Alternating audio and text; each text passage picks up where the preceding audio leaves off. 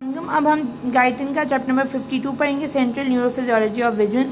इसमें सबसे पहले हमने क्या देखना है, विजुअल पाथवे। विजुअल पाथवे हम कहते हैं दो टाइप के होते हैं, एक न्यू होता है, एक ओल्ड होता है।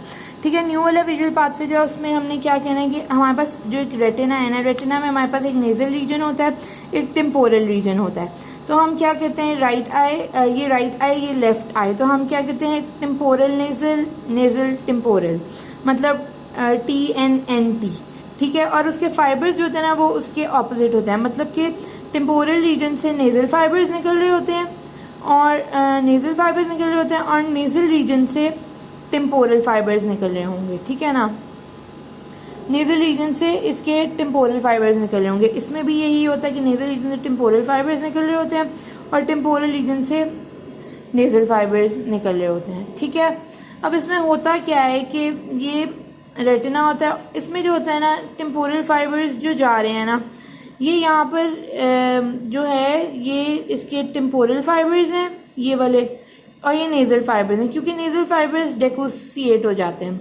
यहाँ पे इसके नेज़ल फाइबर्स को ब्लू दिखाया हुआ है और इसके नेज़ल फाइबर्स को रेड दिखाया हुआ है, क्योंकि डिसोसिएट होते हैं ना, तो ये टेम्पोरल रीजन से आएंगे। ठीक है, रीजन टेम्पोरल से आएंगे और ये नेज़ल रीजन से टेम्पोरल फाइबर्स आएंगे। ठीक है ना, ये उन्होंने उस तरह दिखाया हुआ है कि राइट आई इस तरफ है ना, तो इसलिए इस तरह लग रहा है, नहीं तो TN और NT हमने लेफ्ट आई ऐसे उल्टा लिया था। लेकिन आप ये देख लो कि नेज़ल टेम्पोरल, टेम्पोरल नेज़ल है। आपने बस ये देखना है कि इसके जो नेज़ल फाइबर्स है ना वो डिसोसिएट करते हैं, टेम्पोरल फाइबर सीधे जाते हैं। तो इसमें क्या होगा, आई से ऑप्टिक नर्व, ठीक है, ऑप्टिक नर्व से ऑप्टिक क्याज़मा जहाँ पर ये होता है, फिर ऑप्टिक ट्रैक्ट, ऑप्टिक ट्रैक्ट से lateral geniculate body, lateral geniculate body optic radiation, optic radiation से प्राइमरी विजुअल कॉर्टेक्स आप कह लो ना। तो ये हमारे पास न्यू विजुअल पाथवे होता है। ओल्ड विजुअल पाथवे क्या होता है कि उन जगह जाने के बजाय डिफरेंट अच्छा, यहाँ पर एक और चीज़, लेटरल जेनिकुलेट बॉडी को हम क्या कहते हैं, डॉर्सल लैटरल जेनिकुलेट न्यूक्लियस। ठीक है, डॉर्सल लैटरल जेनिकुलेट न्यूक्लियस, और ये ऑप्टिक रेडिएशन की जगह यहाँ पर क्या होता है, यहाँ पर ये कैल्कुराइन फिशन में जाती है, तो जेनिक्यूलो कैल्कुलाइन फाइबर्स, ऑप्टिक रेडिएशन का हम जेनिक्यूलो कैल्कुलाइन फाइबर्स भी कहते हैं, क्योंकि जेनिकुलेट से जाती है। तो ये आएगा डॉर्सल लेटरल जेनिकुलेट बॉडी और यहाँ आएगा जेनिकुलो कैल्कुलाइन फाइबर्स। ठीक है, अब इसमें क्या कहते हैं कि ओल्ड जो होते हैं उसमें सप्रा कियास्मेटिक न्यूक्लियस जाते हैं, जो कि सर्केडियन रिदम जो हेल्प करते हैं, sleep wake cycle, supra pretectal nuclei, ठीक है, जो कि प्यूपिलरी लाइट रिफ्लेक्स को करते हैं कंट्रोल, फिर सुपीरियर कॉलिकुलस जो कि रैपिड आई मूवमेंट को करता है, फिर वेंट्रल लेटरल जेनिकुलेट न्यूक्लियस जो कि बॉडी बिहेवियल फंक्शन, वहाँ पे डॉर्सल लेटरल जेनिकुलेट न्यूक्लियस है या वेंट्रल लेटरल जेनिकुलेट न्यूक्लियस है। ठीक है, अब लैटरल जेनिकुलेट बॉडी के डिफरेंट फंक्शंस उन्होंने बता दिए। अब इसका पहला फंक्शन क्या होता है लैटरल जेनिकुलेट बॉडी का, कि ये इंफॉर्मेशन लेकर जाता है फ्रॉम ये optic tract to the visual cortex through optic radiation. ठीक है ना, फिर बताना है इसमें कि ये 6 लेयर्स का बना होता है, 1 2 3 4 5 6, लेकिन इसकी जो लेयर 2 3 और 5 है ना, ये इंफॉर्मेशन कहाँ से लेती हैं, लैटरल साइड जिसको टेम्पोरल साइड भी कहते हैं ऑफ द सेम रेटिना। ठीक है, जबकि जो लेयर 1 4 और 6 होती हैं ना वो लेती हैं from the medial half of the contralateral retina. ठीक है, फिर इसमें हम कहते हैं इसकी जो लेयर 1 और 2 है ना वो लार्ज होती है, उनका मैग्नोसेलुलर लेयर भी कहते हैं, और बाकी 3 4 5 6 को हम पार्वोसेलुलर लेयर भी कहते हैं। अब मैग्नोसेलुलर लेयर को हम BMW से कर लेते हैं, तो हम कहते हैं black and white images form करती हैं। इसमें M गैंग्लियोनिक सेल्स होते हैं या M रेटिनल गैंग्लियोनिक सेल्स होते हैं। ठीक है, इसके अंदर लार्ज न्यूरॉन्स होते हैं और ये रैपिडली कंडक्टिंग पाथवे होता है। इसी तरह ये कलर PC को कलर होते हैं, और P गैंग्लियोनिक सेल या P रेटिनल गैंग्लियोनिक सेल ये शॉर्ट होते हैं और स्लो कंडक्टिंग पाथवे होता है। ठीक है, अब हम देखते हैं विजुअल कॉर्टेक्स। अब हमने देखा विजुअल कॉर्टेक्स, सबसे पहले हमने इन्फॉर्मेशन साइड पहुंच गई, कहाँ पर पहुंची, ब्रेन में विजुअल कॉर्टेक्स। अब हम कहते हैं विजुअल कॉर्टेक्स क्या होते हैं, 2 तरीके के होते हैं, एक प्राइमरी विजुअल कॉर्टेक्स और एक सेकेंडरी विजुअल कॉर्टेक्स। ठीक है, अब हम कहते हैं प्राइमरी विजुअल कॉर्टेक्स क्या होता है, प्राइमरी विजुअल कॉर्टेक्स होता है ऑक्सीपिटल लोब में होता है। ऑक्सीपिटल लोब होती है ब्रेन जो सबसे पीछे सर के पीछे होती है ना, ऑक्सीपिटल लोब में कैल्कुराइन फिशर होता है, कैल्कुराइन फिशर के इर्द गिर्द जो होती है वो प्राइमरी विजुअल कॉर्टेक्स होती है। और इसमें हम कहते हैं प्राइमरी विजुअल कॉर्टेक्स में कि रेटिना के different part of the eye, जो रेटिना के डिफरेंट पार्ट्स होते हैं ना, उससे information different part of calcarine fissure में आती है। मतलब कि मैक्यूला ऑफ द रेटिना जो होती है उससे जो आती है ना इंफॉर्मेशन, वो बिल्कुल पीछे ऑक्सीपिटल लोब में आती है। फिर उसके बाद उससे थोड़ा लैटरली, जब मैक्यूला से लैटरली आते हैं आई में, जैसे ये रेटिना है तो रेटिना में जब आएगी, सॉरी ये ख़राब है, जैसे ये रेटिना है इसमें अगर ये मैक्यूला से आएगी तो ये बिल्कुल ब्रेन में ऑक्सीपिटल लोब में इधर, और जब इधर लैटरली रेटिना के कहीं इर्द गिर्द इधर से रेटिना के इर्द गिर्द से आएगी तो इधर, फिर और दूर से आएगी, मतलब और दूर से आएगी, रेटिना के इधर से आएगी, रेटिना के इधर से आएगी, तो ये इधर और इधर, इस तरह ना ये प्राइमरी विजुअल कॉर्टेक्स फिर आगे होता है। अब हम कहते हैं कि यहाँ पर जो मैक्यूला से इन्फॉर्मेशन आती है वो तो बहुत कम आती है, लेकिन यहाँ पर बहुत ज़्यादा एरिया होता है। क्यों? क्योंकि क्लैरिटी के लिए, ताकि हमें मैक्यूला से जो भी इमेज है वो क्लियर, हमें उसको देखने में ना बहुत क्लियरेंस हो। ठीक है, इसी तरह आप सेकेंडरी विजुअल कॉर्टेक्स कहाँ होता है? Superior, inferior, laterally to the primary visual cortex ना इधर होता है, और डिफरेंट चीज़ें इसकी। ठीक है, फिर अब कहते हैं हम प्राइमरी विजुअल कॉर्टेक्स की भी 6 लेयर्स इसी तरह होती हैं, और फिर उसके बाद 4th लेयर की भी और सब डिवीजन होती है, ए बी और फिर सी अल्फा, पहले पूरी 6 लेयर्स होती हैं, फिर 4th लेयर की ए बी सी, और फिर सी की भी आगे सी अल्फा और सी बीटा डिफरेंट होती है। तो इसी तरह जो इन्फॉर्मेशन भी आती है एम गैंग्लियोनिक सेल्स से वो डिफरेंट आती है, मतलब कि 4A पे आती जो है 4 की 4C A पे आती है एम रेटिनल गैंग्लियोनिक सेल्स से। ठीक है ना, 4C अल्फा, और फिर जो आती है हमारे पास पी गैंग्लियोनिक सेल्स से रेटिना में, वो हमारे पास कहाँ आती है? 4C का बीटा होगा और एक 4 का अल्फा होगा, 4 का ए बी सी और सी का अल्फा, सी का बीटा। ठीक है, फिर एम गैंग्लियोनिक सेल से आएगी तो वो सी के अल्फा पे आएगी, पी गैंग्लियोनिक सेल से आएगी तो सी के बीटा और ए पे आएगी। ठीक है, इसी तरह वर्टिकल कॉलम्स बने होते हैं हमारे पास विजुअल कॉर्टेक्स में। जैसे विजुअल कॉर्टेक्स जैसे बताया इसकी 6 लेयर्स हैं खुद इटसेल्फ, विजुअल कॉर्टेक्स की भी जैसे 1 2 3 4 5 6 इसकी अब कॉलम्स बने होते हैं इस तरह वर्टिकल कॉलम। फिर ये होता है कि ये राइट साइड की आई के लिए है, ये लेफ्ट साइड की आई के लिए है, तो इसी तरह डिफरेंट कॉलम्स बने होते हैं, एक राइट साइड की, लेफ्ट साइड की। तो इसी तरह इन्फॉर्मेशन परसीव करके ब्रेन हमारा हमें बताता है। ठीक है, अब neuronal patterns of the stimulation during analysis of visual image, थोड़ा डिफ़िकल्ट है, मतलब समझ नहीं आता, लेकिन बहुत ईजी से क्या मैंने लिखा हुआ है, आप समझ लें इसको। ये देखें, अब इसमें क्या कहते हैं कि डिफरेंट जो है ना सिंपल सेल्स होते हैं। ठीक है, सिंपल सेल्स जो होते हैं ना हमारे पास, वो क्या कहते हैं? हमें कहते हैं डायरेक्शन ऑफ लाइंस। मतलब जैसे ये लाइन हमारे पास वर्टिकल है, हॉरिजॉन्टल है, ऑब्लीक है, इस तरह पड़ी हुई है लाइन हमारे पास, इस तरह पड़ी हुई है या इस तरह पड़ी हुई है, जिस तरह पड़ी है। सिंपल सेल्स हमें इनकी डायरेक्शन बताते हैं। फिर आते हैं कम्प्लेक्स सेल्स। कम्प्लेक्स सेल्स कहते हैं हमें डायरेक्शन बताते हैं लाइंस की और इनकी पोजीशन भी बताते हैं। मतलब कि ये हमें पता लग गया वर्टिकल है, ये तो हमें सिंपल सेल से भी पता, लेकिन हमें इसकी पोजीशन पता लगेगी कि वर्टिकल राइट साइड पे या लेफ्ट पे।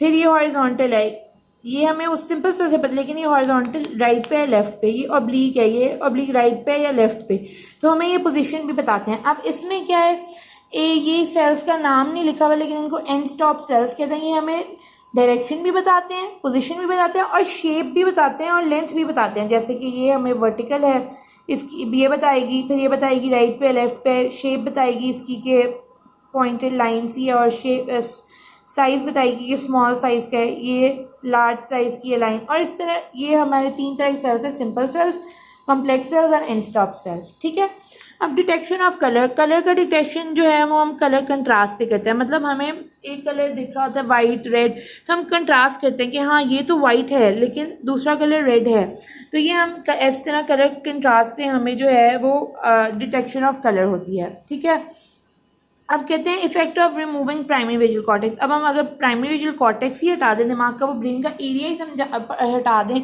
जहाँ पर सारी हमारे पास विजुअल पाथवे में, जब हमारे पास सारे रेज जो है वो विजुअल पाथवे से हमारे पास जाती कहाँ है? विजुअल कॉर्टेक्स में, प्राइमरी विजुअल और सेकेंडरी विजुअल। तो प्राइमरी विजुअल कॉर्टेक्स ही जब हम हटा दें तो क्या होगा? ब्लाइंडनेस हो जाएगी। बाकी सब हो गई हमारे पास, जैसे कि हमारे पास मूवमेंट होगी, मतलब अगर हम किसी चुटकी काटेंगे तो वो आइज उस तरफ देखेंगी, मतलब उसको फील होगा वो, लेकिन क्या होगा वहाँ पर? वो फील होगा लेकिन ब्लाइंडनेस होगी, देख नहीं पाएगा लेकिन वो फील होगा, बाकी सारे तो उसके फैक्टर्स हैं ना, लेकिन वो फील होगा लेकिन ब्लाइंडनेस होगी कंप्लीट। अब फील्ड ऑफ विजन क्या है, पेरीमेट्री के आप अगर देख रहे हो जैसे कि एक ब्लाइंड स्पॉट तो वो होता है ना पीछे आपके रेटिना पे होता है, जहाँ पर ना रॉड ना कोन होती ना कोई इमेज नहीं बनती। लेकिन क्या होता है पेरीमेट्री में, जैसे कि आप अपनी आई को एक पॉइंट पे एडजस्ट कर लेना है, ये प्रैक्टिकल भी है फिजियो में। अगर आप अपनी आई को एक किसी चीज़ पे, जैसे पेन है, आपने अपनी आई को इस पे ही रखना है कि आपने यही पेन देखते रहना और आपने ना साथ कोई ऑब्जेक्ट अपना मूव करते जाना है। आपने खुद एक आई आगे अपना पॉइंट बना ले कि इधर देखना है और फिर ना साथ वाली चीज़ को इस तरह मूव करते जाना तो फिर एक पॉइंट आएगा जब आपकी आई उसको देख नहीं पाएगी। जब आप अपनी आई के साथ मूव करेंगे तो अब आपकी आई उस पॉइंट, उसको जो वो पॉइंट होता है ना, वो पॉइंट तो वो ना फील्ड ऑफ विजन मेजर करने के लिए हमें यूज़ होता है कि हमारा ब्लाइंड स्पॉट आ गया उस राइट आई का और लेफ़्ट आई का जहाँ हम देख नहीं सकते, ठीक है ना। और इस स्कोटोमेटा क्या होता है कि जब फील्ड ऑफ विजन के अंदर ही कोई ब्लाइंड स्पॉट आए कि मतलब ये पड़ी है और ये कोई आपकी वो चला रही है तो आपको नज़र नहीं आ रहा, लेकिन वैसे आप देख सकते हैं, तो उसको स्कोटोमेटा कहते हैं, ठीक है। अब control of the eye movements क्या होती हैं, वो कैसे होती है, मसल से होती है। 3 टाइप पेयर्स ऑफ मसल्स है, मीडियल और लैटरल रेक्टाई जो कि आई को मीडियली और लैटरली मूव करते हैं, सुपीरियर इन्फीरियर रेक्टाई जो कि आई को सुपीरियरली और इन्फीरियरली मूव करते हैं, और सुपीरियर एंड इन्फीरियर ऑब्लिक जो कि आई को रोटेट करवाते हैं, ठीक है। और each muscle set of muscles जो है ना रेसिप्रोकली इनर्वेटेड होते हैं कि मतलब एक अगर मसल काम कर रहा है दूसरा इनहिबिट हो गया। जैसे मीडियल रेक्टाई काम कर रहा है, आई को मीडियली लेके जा रहा है, तो लैटरल रेक्टाई जो है वो इनहिबिट होगा। इसी तरह जैसे बाइसेप्स ट्राइसेप में था कि बाइसेप कॉन्ट्रैक्ट होता है, ट्राइसेप रिलैक्स हो जाता है, इसी तरह ये भी रेसिप्रोकली इनर्वेटेड होते हैं। ये हमारे पास मसल्स है, superior rectus, inferior rectus, lateral rectus, medial rectus, superior oblique, inferior oblique. और ये क्रेनियल नर्व नंबर 3, 4 और 6 से आते हैं और न्यूक्लियाई से आते हैं और मीडियल लॉन्गिट्यूडिनल फेसिकुलस बनाते हैं। वहाँ से ये जाते हैं ऑक्सीपिटो टेक्टल एंड ऑक्सीपिटो कॉलिकुलर ट्रैक्ट्स में, वहाँ से प्री टेक्टल न्यूक्लियाई में और सुपीरियर कॉलिकुलस में। और सुपीरियर कॉलिकुलस हमने पढ़ा था कि क्या करता है, आई मूवमेंट को कंट्रोल करते हैं, ठीक है। अब हम fixation movement of the eyes में हम प्राइमरी फिक्सेशन मैकेनिज्म और वॉलेंट्री फिक्सेशन मैकेनिज्म और इनवॉलेंट्री फिक्सेशन मैकेनिज्म है। अब वॉलेंट्री फिक्सेशन मैकेनिज्म क्या है, वॉलेंट्री मतलब कि हम अपनी आइज़ को ना मूव कर रहे हैं कोई इमेज ढूंढने के लिए, तो जब हम देख रहे हैं अपनी आइज़ को मूव कर रहे हैं इधर, जब हमें इमेज मिल गई ना फिर हम उसको वहाँ पे रोक लेते हैं, तो उसको कहते हैं वॉलेंट्री फिक्सेशन मूवमेंट, कि वहाँ पर हम वॉलेंट्रीली लेके गए अपनी आई को और वहाँ पर हमने रोक दिया, वॉलेंट्री और फिर वहाँ फिक्स हो जाती है, ठीक है। अब इनवॉलेंट्री फिक्सेशन मैकेनिज्म क्या होता है कि अब आई को, अब उसी ऑब्जेक्ट को आपने देखते ही रहना, ठीक है ना। अब आपने उधर से हटाना है तो वो इनवॉलेंट्री है। तो ये अब कैसे होता है, इसका मैकेनिज्म होता है लॉक कर देना है आई को। इनवॉलेंट्री फिक्सेशन मैकेनिज्म में आई को लॉक कर देना ऑब्जेक्ट में ताकि वो वहाँ पर ही देखे। तो उसमें क्या होता है कि जिस तरह रेटिना है आपके पास, तो ये क्या होगा, रेटिना पे इमेज फॉर्म हुई तो ये हुआ कि थोड़ा सा इधर ऊपर की इमेज हमारी ब्लर होना शुरू हुई, तो एकदम से सुपीरियर कॉलिकुलस ने कहा नहीं वापस चलो, तो सुपीरियर कॉलिकुलस वापस आए और इमेज वहीं पे दोबारा से बनाए। तो इसी तरह ये इनवॉलेंट्री फिक्सेशन मैकेनिज्म काम करता है और ये इनवॉलेंट्री फिक्सेशन मैकेनिज्म काम करके हमें फिक्स आई मूवमेंट रखता है, ठीक है, लॉकिंग करवा देता है, ठीक है। अब हम स्कैडिक मूवमेंट ड्यूरिंग रीडिंग। अब स्कैडिक मूवमेंट क्या होती है कि वो रीडिंग करते करते हमारे साथ साथ आगे हमारी आई बॉल मूव कर दी जाती है। तो उसमें क्या, during the process of reading a person usually makes several saccadic movements of the eye for each line, के मतलब आगे आगे मूव कर दी जाती है। अब परसूट मूवमेंट्स क्या है, अब इसमें तो क्या है, इसमें हमने आई बॉल मूव करनी है, ये तो स्टेबल है ना, रीडिंग का जो भी लिखा हुआ है वो स्टेबल है, उसका आई बॉल मूव करनी है। अब इसमें परस्यूट मूवमेंट में क्या था कि मूविंग ऑब्जेक्ट के साथ हम अपनी आई बॉल मूव करें। अब जैसे ये कार है, कार चलती, अभी आप कार देख रहे हो, ये है ना, कार्स देख रहे हो, वो चली गई, आपने देखा, लेकिन कभी कभी क्या होता है कि आप कार देख रहे हो, आप उसी को देखी जाए चलती हुई कार को भी आप अपने आई बॉल के साथ देखते हो, तो उसको परस्यूट मूवमेंट कहते हैं। स्कैडिक मूवमेंट ड्यूरिंग रीडिंग होती है, परस्यूट मूवमेंट जब हम किसी मूविंग ऑब्जेक्ट को देखते हो, ठीक है। अब इसमें क्या कहते हैं कि हमारी विजुअल डिस्टर्बेंसेस ये सारी मीडियल लॉन्गिट्यूडिनल फेसिकुलस की वजह से होती है और वहाँ से फिर सुपीरियर कॉलिकुलस की वजह से, मतलब हमारी सेंसेशन की वजह से मूवमेंट हो रही है, हमें आए देखने की वजह से, मतलब किसी तरह कुछ सेंस फील हो रही है उस वजह से, या फिर हम अपना पूरा सर हिलाते हैं, आइज़ के अलावा सर भी हिलाते हैं, तो ये सारी सुपीरियर कॉलिकुलस की है। किसी विजुअल की वजह से या कुछ सुनना है हमने, उसकी वजह से हमने अपना आई हिलाया, या फिर कोई सेंस फील हुई है उसकी वजह से, या फिर हमने कुछ देखा है तो उसकी वजह से, तो ये सारी सुपीरियर कॉलिकुलस की वजह से होती हैं। ठीक है, अब हमने autonomic control of the accommodation में क्या है, पैरासिम्पैथिक और सिम्पैथिक कंट्रोल होता है।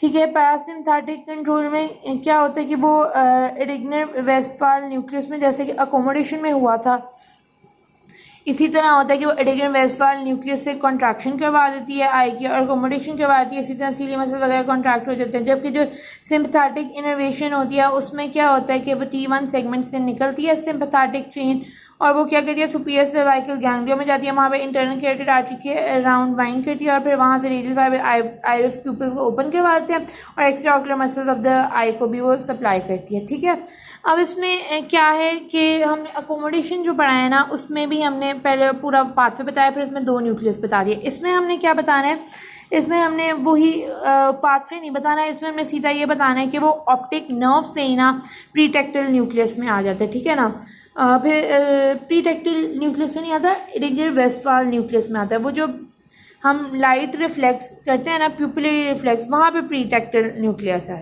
ठीक है, इसमें प्रीटेक्टल न्यूक्लियस ना इसमें है ना अकोमोडेशन में। अकोमोडेशन और पैरासिम्पैथिक में प्रीटेक्टल न्यूक्लियस नहीं है। प्रीटेक्टल न्यूक्लियस किधर है, सिर्फ और सिर्फ, बल्कि इसमें भी आप प्रीटेक्टल न्यूक्लियस कह ही सकते हो, क्योंकि देखो ना, प्रीटेक्टल एरिग्नर वेस्टफाल न्यूक्लियस, सीलरी गैंग्लिया, फिर आगे शॉर्ट सीलरी नर्व और इस तरह, और फिर यहाँ पे सिम्पैथिक से और यहाँ से एक्स्ट्रा ऑक्यूलर मसल्स। तो ये हमारे पास सिम्पैथिक और पैरासिम्पैथिक कंट्रोल हो गया। ठीक है, अकोमोडेशन में प्रीटेक्टल न्यूक्लियस नहीं है, पैरासिम्पैथिक में प्रीटेक्टल न्यूक्लियस हो सकता है, और लाइट रिफ्लेक्स में भी प्रीटेक्टल न्यूक्लियस हो सकता है। लेकिन आगे वाला प्रीटेक्टल न्यूक्लियस के बाद जब एरिग्नर वेस्टफाल न्यूक्लियस है, तो आगे वाला दोनों का सेम ही होता है, कंस्ट्रक्शन ही करानी, कॉन्ट्रैक्शन करा के सीली मसल्स की, और कंस्ट्रिक्टर प्यूपिल की कंस्ट्रक्शन ही करानी है। ठीक है, प्यूपिल की कंस्ट्रक्शन करानी है, मियोसिस ही करानी है। ठीक है, अब क्या है, पैरासिम्पैथिक में मियोसिस होती है, और सिम्पैथिक में डायलेशन होती है, माइड्राइसिस होती है। अब इसमें डिजीज़ है इराइल रॉबर्टसन प्यूपल। अब हम क्या कहते हैं कि जब सेंट्रल नर्वस सिस्टम की डिजीज़ होती हैं ना, सिफिलाइटिस और अल्कोहलिज्म, और इंसेफेलाइटिस, अल्कोहलिज्म, सिफाइलिस, तो इसमें क्या होता है कि जब हमारे पास पैरासिम्पैथिक वो जा रहा, तो उसके कुछ इनहिबिटरी फाइबर्स नहीं है, तो ये डिजीज़ क्या करती हैं, उन इनहिबिटरी फाइबर्स को कट कर देती हैं, जिसकी वजह से कॉन्ट्रैक्शन बहुत ज़्यादा देर के लिए, मतलब ना long contraction of the pupal हो जाता है, और उसी को ही हम कहते हैं जब इनहिबिटरी इफेक्ट लॉस्ट हो जाता है, और वो बहुत ज़्यादा, और फिर अकोमोडेशन लाइट को वो नहीं कर पाती, रिस्पॉन्ड नहीं कर पाता प्यूपल ना आईबॉल, तो उसी को ही हम कहते हैं इराइल रॉबर्टसन प्यूपल के वो fail to respond to light but respond to accommodation. Light को रिस्पॉन्ड नहीं कर पाता, लेकिन अकोमोडेशन को रिस्पॉन्ड करता है। ठीक है ना, तो उसका वो बहुत ज़्यादा देर के लिए कंस्ट्रक्टेड रहता है, और वो रिस्पॉन्ड नहीं कर पाता लाइट को, पर अकोमोडेशन को रिस्पॉन्ड कर। इराइल रॉबर्टसन प्यूपल कहते हैं। और हॉर्नर सिंड्रोम में क्या होता है कि जो सर्वाइकल सिम्पैथिक चेन है उसका डिफेक्ट हो जाता है, जिसकी वजह से क्या होता है कि हॉर्नर सिंड्रोम हो जाता है, और इसमें क्या होता है कि आईलिड की ड्रूपिंग हो जाती है। ठीक है, फिर pupil remain persistently constricted, pupil बहुत देर के लिए कंस्ट्रक्टेड रहता है, सुपीरियर आईलिड की ड्रूपिंग होती है, ब्लड वेसल्स डायलेट कर जाती हैं, और स्वेटिंग नहीं हो पाती।